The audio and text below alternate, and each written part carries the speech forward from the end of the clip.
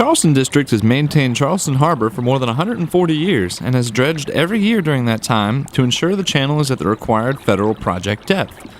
The district maintains the federally authorized 45-foot depth in the 38.6-mile-long federal channel portion of Charleston Harbor, which weaves through the entrance jetties past Fort Sumter, the Charleston Battery, the USS Yorktown, and other recognizable landmarks on its way up the Wando and Cooper rivers. To do this, the district surveys the harbor floor using a multi-beam sonar system to detect shoaling and spends $10 to $12 million each year to remove more than 2 million cubic yards of sediment. But how do we move the material and where does it go? Depending on the location of shoals, the district uses 3 different types of dredges: a hopper dredge, a bucket dredge, or a cutter head dredge. A hopper dredge is generally used when dredging in the Charleston Harbor entrance channel.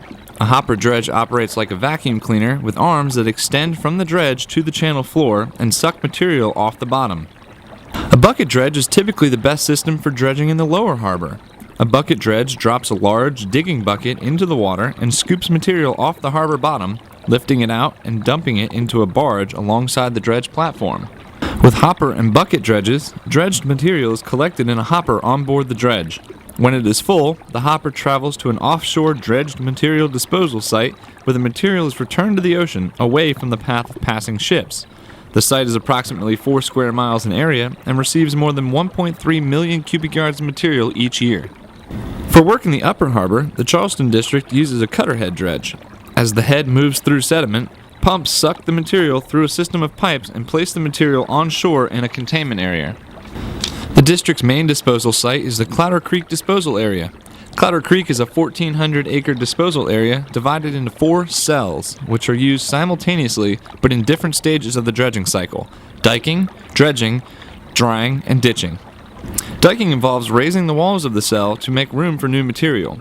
Equipment like backhoes and bulldozers create walls and storage capacity from dried dredge material previously placed in the disposal area. Next, maintenance dredging places new material into the cell. Each cell at Clouder Creek takes about 7 years to fill, depending on the amount of material removed during each dredging event. After the cell has been filled, drying begins. When material is placed in the cell, it's about 80% water. The wet material can take up to a year to dry and develop a crust capable of supporting construction equipment. At some point, dredged material begins to look cracked and barren, but there is still more water trapped in the material. Ditching creates a pathway to drain water trapped between layers of dredged material, which speeds drying.